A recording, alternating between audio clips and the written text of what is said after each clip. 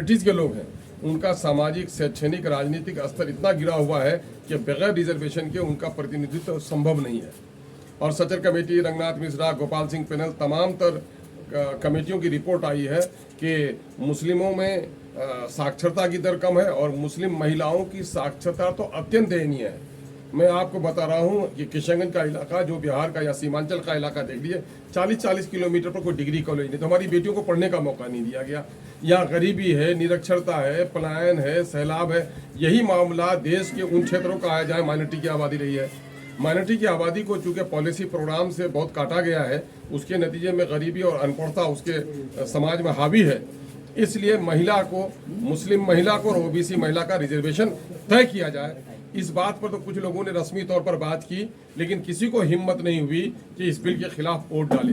और हमारे राष्ट्रीय अध्यक्ष जनाब बैरिस्टर असदुद्दीन अवैसी साहब ने और हमारे पार्टी के मुअज़्ज़ज़ रुकने पार्लियामेंट जनाब इम्तियाज जलील साहब ने इसके खिलाफ वोट डालकर इस बात का सबूत दिया कि हम सब कुछ बर्दाश्त कर सकते हैं, लेकिन जो हकमारी होगी हमारी, हम उसको बर्दाश्त नहीं कर सकते।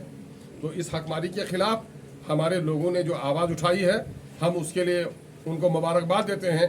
साथ ही हम देश की सेकुलर पार्टियों के सामने भी एक सवाल करते हैं कि रस्मी तौर पर आपने ओबीसीज के रिजर्वेशन की बात तो कही, लेकिन माइनॉरिटी रिजर्वेशन की बात करने में आप क्यों शर्मा गए? लगता है इस वक्त कि कौन है सबसे बड़ा हिंदू। हिंदुत्व का कार्ड खेलने में सारी पार्टियां लगी हुई हैं।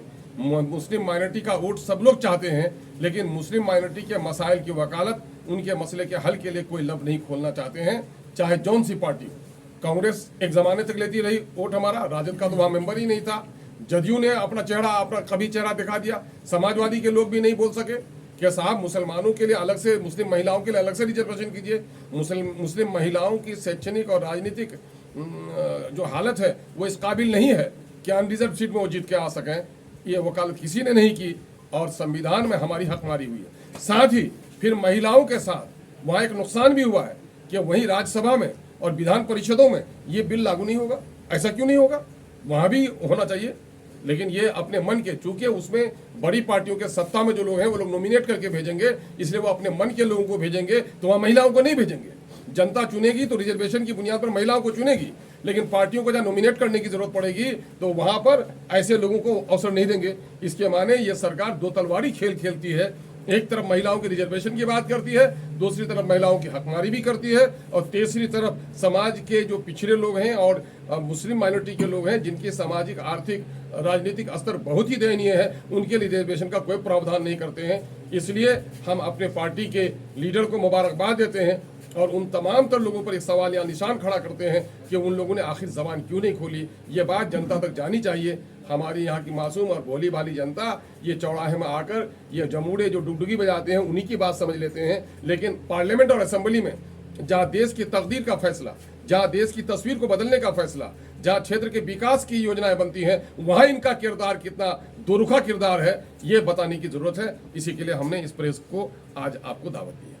सर क्या लगता है कि सर बिहार में जो महागठबंधन की इंडिया गठबंधन की बात हो रही है, वो भी इस बिल के अचानक समर्थन में आ गए? कहीं कोई सुगबुगाहट नहीं? भाई, बिल के समर्थन करने में हमको इनकार नहीं है।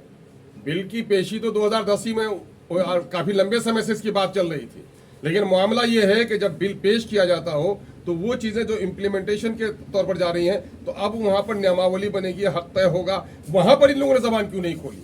ये लोग जो कहते हैं कि माइनॉरिटी के हम चैंपियन हैं, हम इंसाफ के साथ तरक्की की बात करते हैं, हम सबके हक हकूक की बात करते हैं। मोदी जी तो कहते हैं सबका साथ सबका विकास, ये तो उनका दोरुखा पॉलिसी है। वो सबका विकास, माइनॉरिटी और पिछड़ों का विनाश। वो विकास किया धीरू भाई अंबानी का और उस जैसे लोगों का, गरीबों का। नोटबंदी और कोरोना बंदी के नाम पर देश को तो उसने रसातल में पहुंचा दिया है। चाइना के सामने में सिकुड़ गया है 56 इंच का सीना, और देश में रुपए की जो कीमत घटी है और बेरोजगारी जो बढ़ी है वो सब देख रहे हैं।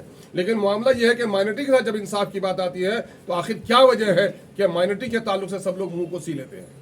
सर लेकिन अभी पूरे बिहार सहित देश में भी देखा जा रहा है कि एमआईएम को पूरी तरह साइडलाइन कर दिया राजनीति में। सब अपने अपने गठबंधन है, लेकिन एमआईएम अकेली राजनीति कर रही है माइनॉरिटीज की। देखिए, मैं एक मुहावरा है, चोर को रोशनी से डर होता है। तो ये तमाम तर वो लोग जिन लोगों ने माइनॉरिटी की हकमारी की है, माइनॉरिटी का वोट लिया है, माइनॉरिटी को हिस्सा नहीं दिया है, ऐसे तमाम तर लोगों को डर है कि अगर लीडरशिप खड़ी हो गई, और खड़ी तो हो ही गई हमारी लीडरशिप, कौन रोक पाएगा? कि ये अगर हमने इसको साझा किया तो ये अपने हक और हुकूक की बात करेंगे।